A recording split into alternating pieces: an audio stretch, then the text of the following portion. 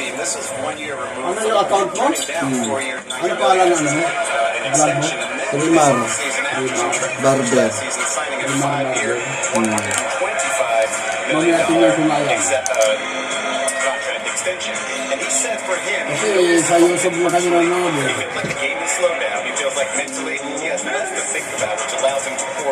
Pero ito, astal to.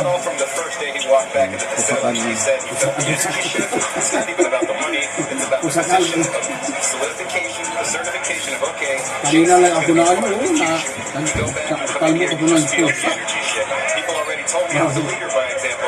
Napatan ko? Lago nila ako na kalmo. Wala na injection. Wala na. That's saying a lot, yeah. Because a lot of times coaches appoint a guy. Kinakagat-kagat pa nga ako eh. Kinakagat-kagat pa ako ng pusa. Kaya wala injection ng pusa mo? Ay, yung injection ng dyan, Rabo. Saka yun o. Sa tandaan mo, yung injection mo. Mas dahil yung mga aso na ito, wala mga injection. Kaya aso meron yan, sila eh. Yung mga aso namin, sa bahay lang naman. Yung mga papel yan. Mills to Brown, the floater, that time rolls out. Brown able to get it back from Brooklyn. Another chance here. Brown having a big first half. He sure is. Mills. Pull-up jumper is short. Patty Mills, 2 for 6 thus far. The way he shoots really swings on the next play. Toyota halftime coming up. Hot start for LeBron. Green and Stephen A. Jalen and Wilbon will hold it down. 2 for 1 here for the Nets. Wala pa Pinoy nakapasok sa NBA. Deflected out of bounds, and it's going to stay here with the Nets. Or will it? Today's discussion, they're going to say last hit Durant in the Atlanta basketball. Watch out now. Kevin, you got to be careful. Now Collins comes in here and makes a good defensive play. Yeah. Last hit the fingertips of Kevin Durant. And they're just to put a bow on that Patty Mills stat. He wins this season. He shot 50 on the floor as Young misses the 3. And 49% from 3 for the Nets. In losses, under 35% from the floor and 38% from 3. Without Kyrie Irving, the Nets, they need Patty Mills shooting well and scoring. About a 4-second difference here, game and shot clock. And now, Kevin Durant is going to get called for an offensive foul as the Nets turn it over. He's got to be careful there. Okay? Because he complained on the previous play. You don't want to give a team that. There's only 21 seconds to go. You have to walk away. Maybe because you're having an incredible game. Durant, 17 points on 8 of 10 shooting. Nets have 10 turnovers in this first half. Young, letting the clock wind. Young, dances around Brown into the paint. Burger of 3. He got it. That was beautiful. 1:29 on the clock. How about the penetration on the opposite side of the floor and the diagonal pass to Herder to set up that shot? That'll do it for the first half. Atlanta, a 3-point lead over Brooklyn. Trae Young, 14.7 assists. Kevin Durant still looking for an explanation about that final turnover. Stay tuned for the Toyota halftime. We'll join Greeny and the crew after these messages. Durant doing what he does. Efficient, effective, dominant, and Trae Young always with it on a string. We have to really do a much better job in managing the health situation, which is we are trying to do. Getting the vaccines to the unvaccinated, getting the unvaccinated convinced to take the vaccine. It's not only about making money, it's about ensuring that the lives of our people are protected. What we believe is opening up the economy will definitely save a lot of livelihoods and lives.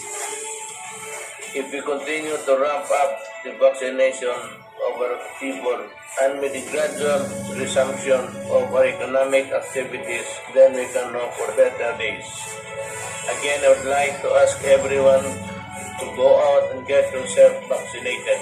This is part of your civic duty to protect others. Let's make 2022 a much better year for all of us. BBM. Let's blast to the max. Di na lang na-discourage yung mga Mga kalaban, ano? kapitbahay, tune in sa Celebrity Kuha ko Singing kalaban Game yan, Show eh. na non-stop ang Withdraw na ako. tagtawanan. At go, go, go ang pasikatan. Makijoin sa kulitan, Parang sinasayang ko yung pera ko, di ba? Sinasayang ko kasama yan. ng Sing Masters, Joke Bosses, at paborito niyong Sing Celebrities. Sing Galing, Sing Celebrity Ay, Edition. mabigay na. Brought to you by Shopee.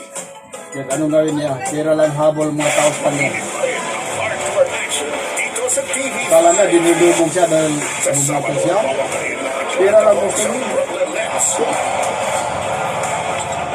Sa linggo naman, magtatapat ang Utah Jazz at ang Washington Wizards. Lalo, parang ano na. Pleno sa action. Parang Catch the sure na. 75th NBA season on TV. Parang sure na yan si BBM. Always a fan of the NBA. Pero ito si Sarah, medyo tagilid, ano? Ibig ng ating Pasko. Malakas si Yes, the Tito lyrics Soto, eh. promo. Hulaan ang nawawalang lyrics sa kantang ito.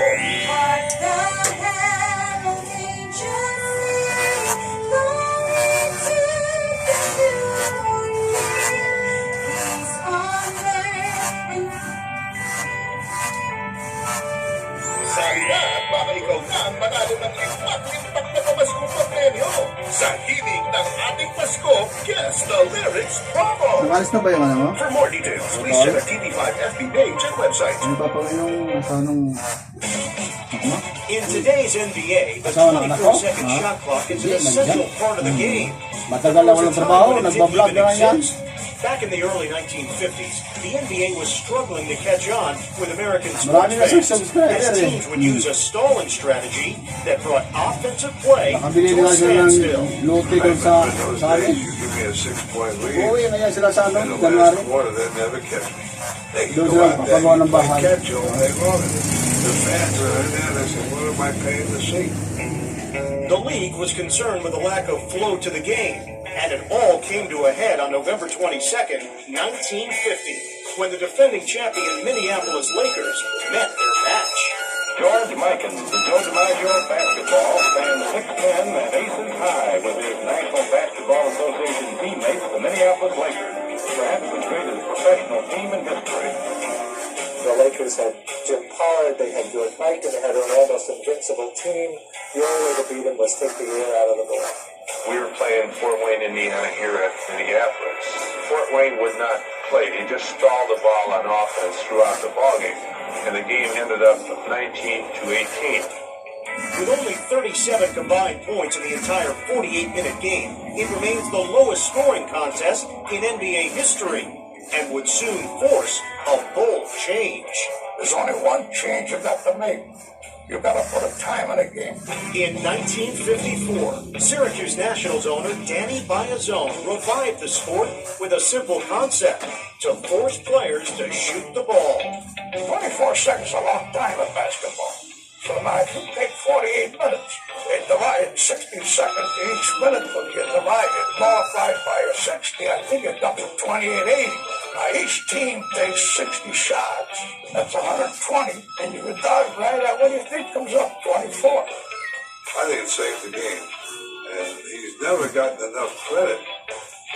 His idea for the 24-second move, and nobody else. It's an amazing thing to me that is still taught before. Steph down the lane to beat the shot clock. Buzzer! The greatest rule change in the history of basketball. It brought out the great skills of the players. It was really the rule that revolutionized the game. Booker has to put it up. Oh, Booker beats the shot clock with the dagger tag.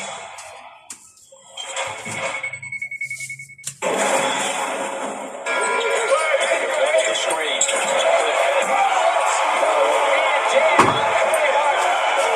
Take it to the upper room.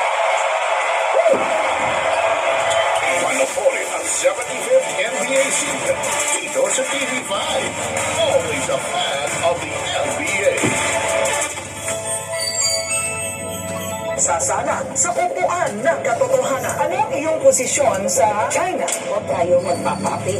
Kung habulin si Pangulong Duterte ng ICC, papayag ka ba na itago siya? Ang ang simpleng pagpapaganda. Naghatid sa kanya sa ruro. Mananalo kayo si Duterte sa ano. Tuloy-tuloy lang kayo. Senado. Abutin yung pangarap ninyo. Siya mismo ay di mayaman, pero kapag may nakitang nangangailangan, Pinoy Iron Man to the rescue. Maraming galit kay Duterte. Tangka po sila. Rita Corina, 8:30 p.m. TV5. Ang iyong new normal. Mag-iiba ngayong Sabado. Ayaw mo bang gawin kong business yung pang-ghost hunting natin?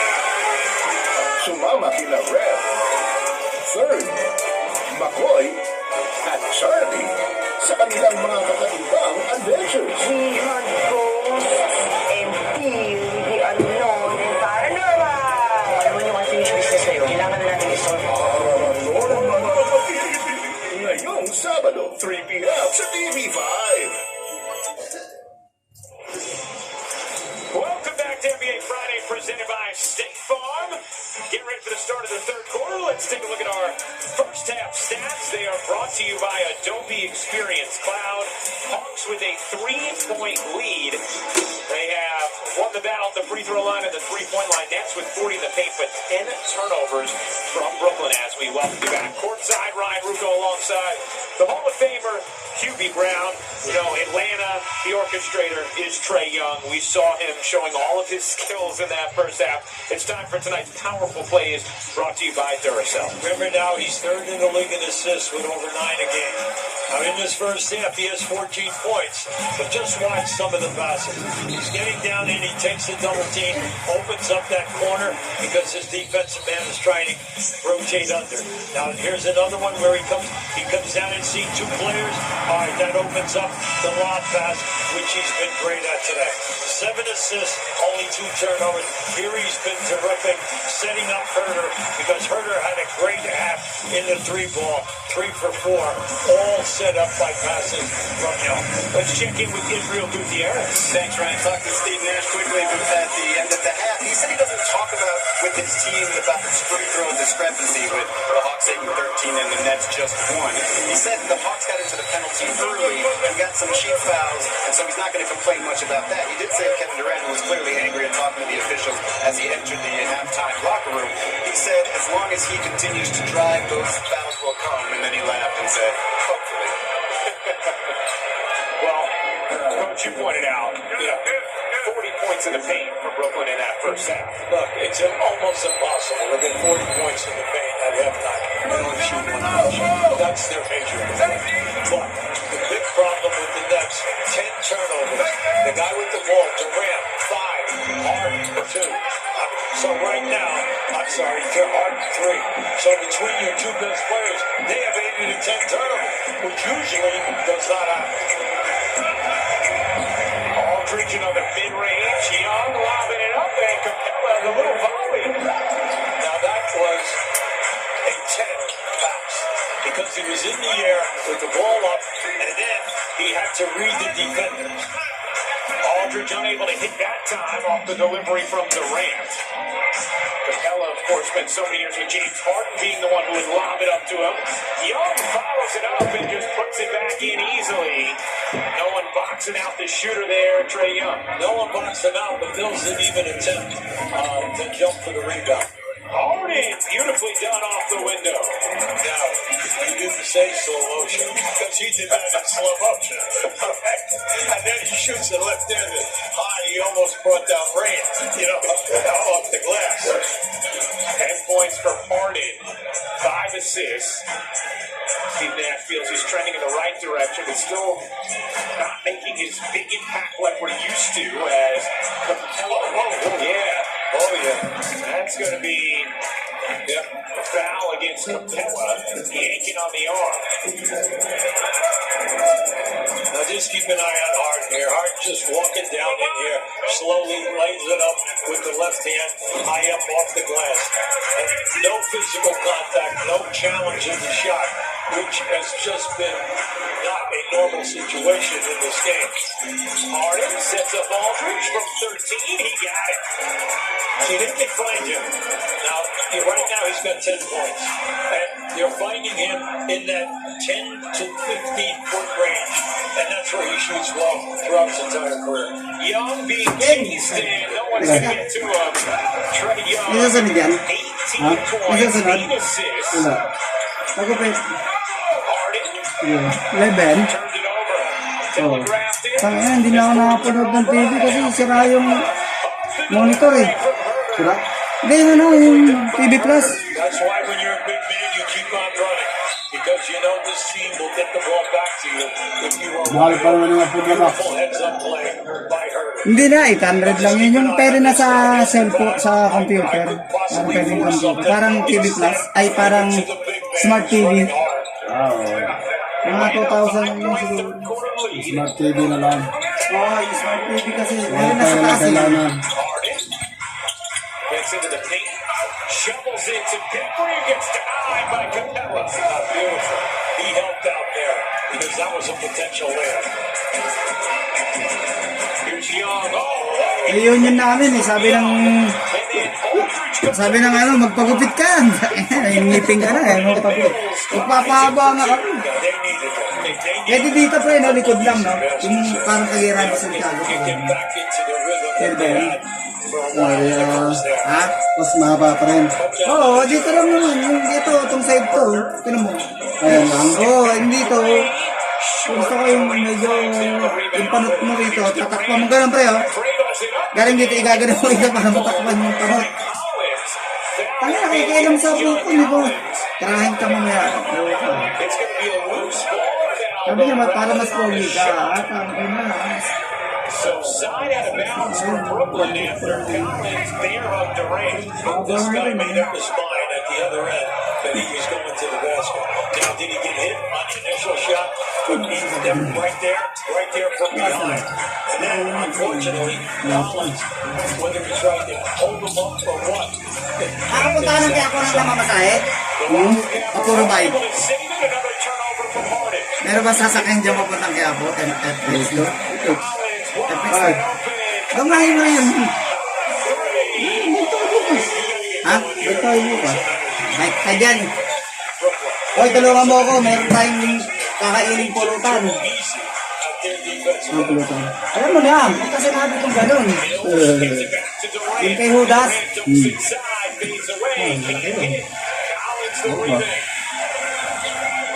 Sulan yan. Bukas. Dapat ngayon. Hindi ko na makasikaso. At alam mo na, reunion muna. May ganun dun.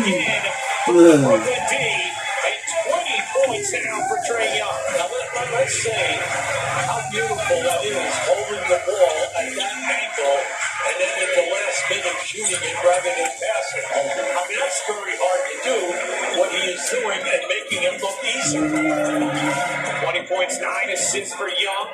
Thought about firing. Gets it back here. Floats it up. Off. Pickford didn't box out Young. And Young gets down. Now keep an eye on Trey Young here right now. Just watch how he does it. See, he'll hold it here. He'll hold it. Now he can either pass it, which he has proven, that he can get the ball to the opposite corner or to the roll man on the opposite side of the foul line. But instead, he'll launch it into a very soft shot. Let's take a look at the upcoming NBA National TV schedule. ABC Saturday, Golden State at Philadelphia. Steph Curry 10 threes away from passing Ray Allen. NBA TV Monday, it'll be the Warriors and the Pacers. Clippers host Phoenix. TNT Tuesday, doubleheader. Knicks and Warriors. Blazers. Lasin mo daw si Kamagong ah. Go to NBA.com. Ha?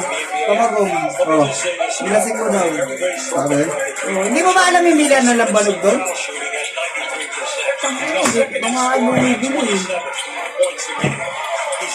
Ay, ano? Tuba? Kubaan. 280, isang galon. 280. Mura na yun. Bumili nga ako. Nakarami ito lang. Tignan ko nga itong Maganda isang pa yung kawas. inumin kasi walang ano, talagang kinabukasan, malinis ang bumili eh. Kaya nga lang iniinom ko nga yung kuba. Totoo yun. Kasi sa ewan ko kayo rin, Saan na ako ng kuba? Yan lang. Pure siya, masarap. Saan yan? Maganda inumin. Why is it this? Siya sa may Natural yun. Na iniinom. We all know that. Alcohol.